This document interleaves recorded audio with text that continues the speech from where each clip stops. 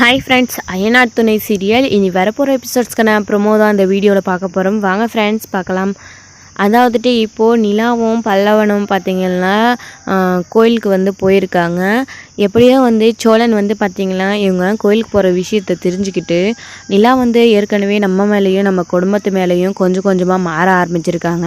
அவங்க நிரந்தரமாக இங்கே இருக்கணும், என்னையும் சேர்த்து ஏற்றுக்கிட்டு என் கூடவே நிலா இருக்கணும் அப்படின்றதுக்காக சோழனும் வந்து பார்த்திங்கன்னா நிலாவுக்கு பிடிச்ச காரியங்களே எல்லாமே வந்து பண்ணிக்கிட்டு இருக்காங்க. அவங்க கோயிலுக்கு போகிற விஷயம் தெரிஞ்சு சோழன் வந்து பார்த்திங்கன்னா அந்த கோயிலுக்கு வந்து போய் அங்கா பிரதேசனம் பண்ணிக்கிட்டு இருக்காங்க. நிலா முன்னாடி நிலா வந்து பார்த்திங்கன்னா கிராஸ் ஆகி போயிடுறாங்க.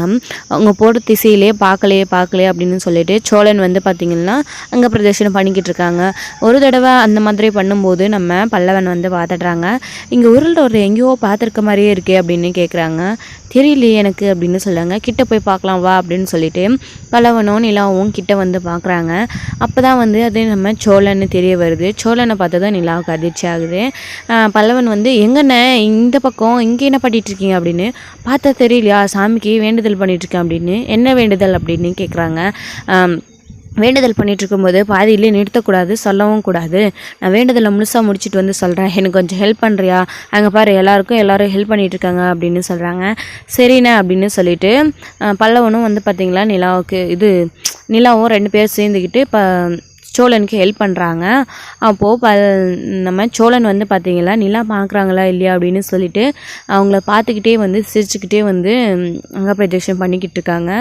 இப்போது வேண்டுதலை முழுசாக முடிச்சுட்டு எழுந்து நிற்கும்போது நம்ம சோழன் வந்து பார்த்திங்கன்னா அப்படியே ரொம்ப டயர்டாக இருக்கிற மாதிரி அப்படியே மயக்கம் போட்டு விழுகிற மாதிரி பண்ணிக்கிட்டு இருக்காங்க. அது வந்து பொய்யின்னு வந்து பல்லவனுக்கு வந்து தெரியும். நீ இதெல்லாம் இதுக்காக பண்ணுறன்னு எனக்கு தெரியுண்ணே, நீ இவ்வளோ ஓவராக ட்ராமா போடாத, அன்னிக்கிட்ட மாட்டிக்குவே அப்படின்ற மாதிரி பல்லவன் வந்து சொல்லிக்கிட்டு இருக்காங்க. நீயே காட்டி கொடுத்துடாத, சைலண்ட் ஆயிடுடா அப்படின்னு சொல்லிக்கிட்டு இருக்காங்க. நிலா வந்து பார்த்திங்கன்னா சோழன் மயக்கம் போட்டு விழுந்துட்டாங்க, வேண்டுதல் நிறைவேற்றி அப்படின்னு சொல்லிட்டு தண்ணி எடுத்துகிட்டு வந்து அவங்களுக்கு கொடுக்குறாங்க. இங்கே பாருங்கள் தண்ணி கொடுங்க, எதுக்காக இந்த வேண்டுதல் இவ்வளோ கஷ்டப்பட்டு செய்யணுமா அப்படின்னு கேட்டுட்டு இருக்காங்க. இதெல்லாம் ஒரு பெரிய கஷ்டம் இல்லைங்க. நம்ம சேரனுக்கு பொண்ணு பார்த்துட்டு வந்தோம் இல்லையா, அந்த பொண்ணு சீக்கிரமாக அண்ணனுக்கு செட் ஆகி 2 குடும்பத்துக்கு பிடிச்சி போய் அவங்க 2 பேருக்கும் சீக்கிரம் கல்யாணம் நடக்கணும் அப்படின்னு தாங்க இந்த வேண்டுதல் அப்படின்னு சொல்லிக்கிட்டு இருக்காங்க. நீங்கள் எங்கெங்க இந்த பக்கம் அப்படின்னு நிலாவை பார்த்து கேட்டுக்கிட்டு இருக்காங்க சோழன். பல்லவன் வந்து சொல்கிறாங்க, நாங்களும் கோயிலுக்கு சாமி கும்பிட தான் வந்தோம் அப்படின்னு சொல்லிக்கிட்டு இருக்காங்க.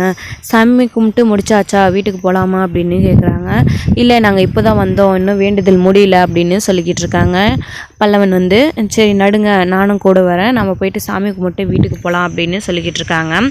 இப்போது நிலா போயிட்டு சாமிக்கிட்ட அர்ச்சனை பண்ணுறதுக்காக நின்றுக்கிட்டு இருக்காங்க. அப்போது ஐயர் வந்து கேட்டுக்கிட்டு இருக்காங்க, யார் பேரில் அர்ச்சனை பண்ணணும் அப்படின்னு நிலா கிட்டே கேட்குறாங்க. நிலா இருந்துக்கிட்டு சாமி பேருக்கு பண்ணிவிடுங்க அப்படின்னு சொல்லிக்கிட்டு இருக்காங்க. ஏம்மா உங்கள் ஹஸ்பண்ட் கூட தானே இருக்காங்க, ஹஸ்பண்ட் அண்ட் ஒய்ஃப் தானே, உங்கள் பேரில் பண்ணலாம் இல்லை அப்படின்னு சொல்லிக்கிட்டு இருக்காங்க. சோழனை பார்த்துட்டு நிலா இருந்துட்டு இல்லை சாமி பேருக்கே பண்ணிவிடுங்க அப்படின்னு சொல்லிக்கிட்டு ஐயரும் போயிடுறாங்க. இப்போது பல்லவன் வந்து பார்த்திங்கன்னா சிரிக்கிறாங்க. ஏங்க நம்ம பேருக்கே பண்ணியிருக்கலாம் இல்லை அப்படின்னு சோழன் வந்து சொல்கிறாங்க. நிலா வந்து முறைச்சி பார்த்துக்கிட்டே இருக்காங்க. இப்போது சாமி கும்பிட்டு எல்லோரும் முடிச்சதுக்கப்புறம் வீட்டுக்கு வந்து போகிறாங்க. வீட்டுக்கு போகும்போது ஜாலியாக வந்து பல்லவன் நிலா அண்ணனுக்கு இந்த கல்யாணம் சீக்கிரமாக நடக்கணும் அப்படின்னு அதுக்காக தான் நாமளும் வந்து சாமி கும்பிட்டு வந்திருக்கோம். எப்படியாவது இந்த வேண்டுதல் வந்து நிறைவேறணும், சீக்கிரமாக அண்ணனுக்கும் சேரனுக்கும் கல்யாணம் நடந்துடணும் அப்படின்னு சொல்லிக்கிட்டு வராங்க பல்லவன் சோழனும்.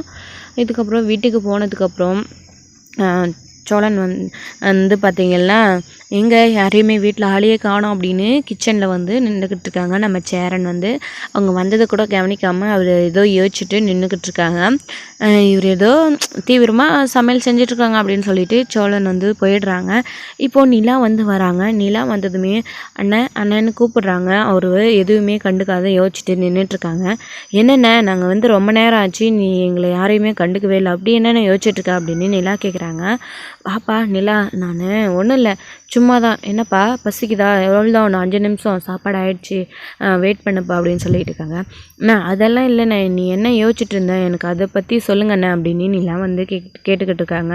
அதெல்லாம் ஒன்றும் இல்லைப்பா அப்படின்னு சேரன் வந்து பார்த்திங்கன்னா சமாளிக்கிறாங்க. இல்லைண்ணே ஏதோ விஷயம் இருக்குது சொல்லுங்கள், ஏன்னா அந்த பொண்ணு இது திரும்பவும் கால் பண்ணிருந்துச்சா, பொண்ணுக்கும் உங்களுக்கும் பிடிக்கலையா, செட் ஆகலையா அப்படின்ற மாதிரி கேட்டுக்கிட்டு இருக்காங்க. அதெல்லாம் ஒன்றும் இல்லைப்பா, அந்த பொண்ணெல்லாம் எதுவும் ஃபோன் பண்ணலை அப்படின்னு சொல்லிக்கிட்டு இருக்காங்க.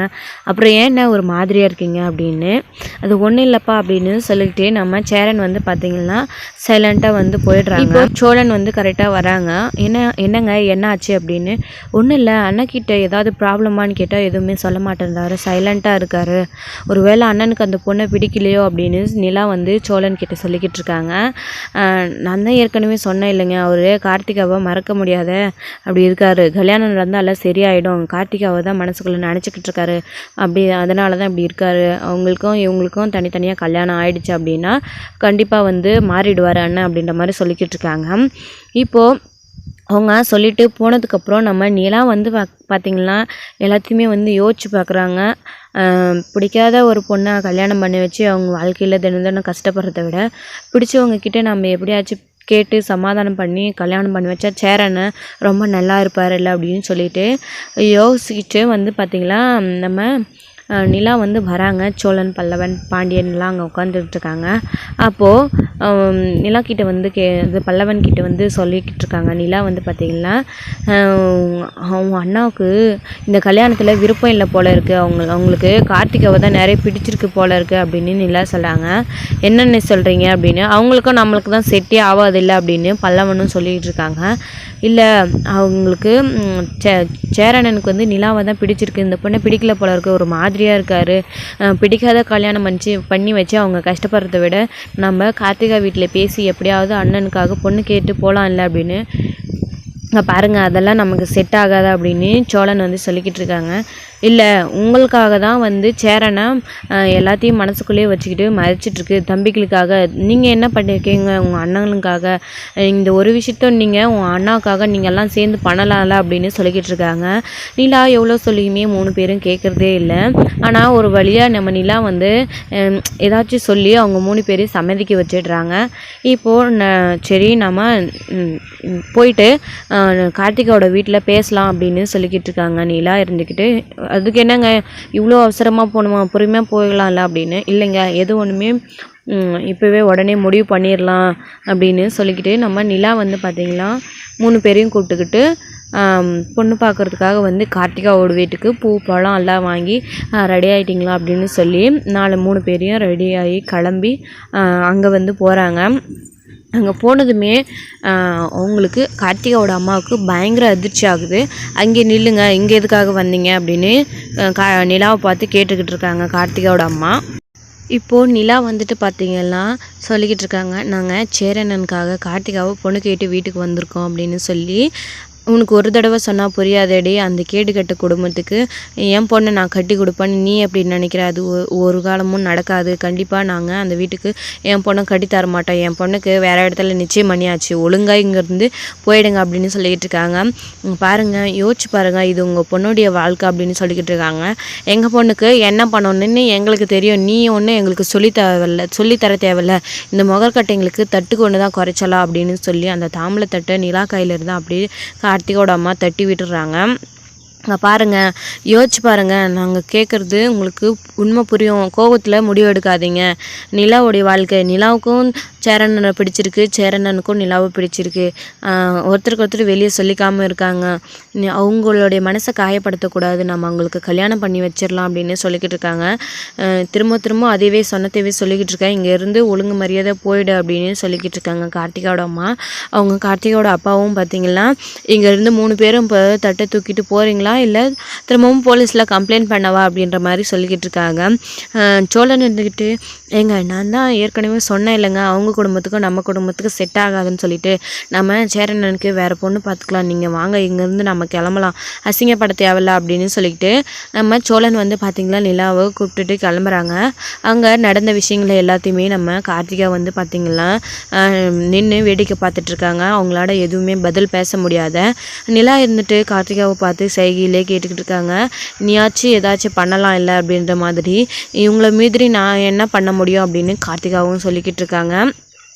இதோட இந்த எபிசோடு வந்து முடிச்சிருக்காங்க. நெக்ஸ்ட் எபிசோடில் நம்ம நிலா வந்து பார்த்திங்கன்னா சேரனையும் கார்த்திகாவையும் சேர்த்து வைக்க என்ன பிளான் பண்ண போகிறாங்க அப்படின்றத வெயிட் பண்ணி நெக்ஸ்ட் வீடியோவில் பார்க்கலாம். Friends bye. இந்த வீடியோ உங்களுக்கு பிடிச்சிருந்தா ஒரு லைக் பண்ணுங்கள், ஷேர் பண்ணுங்கள், கமெண்ட் பண்ணுங்கள். மறக்காமல் பெல் ஐக்கானே கிளிக் பண்ணி வச்சுக்கோங்க.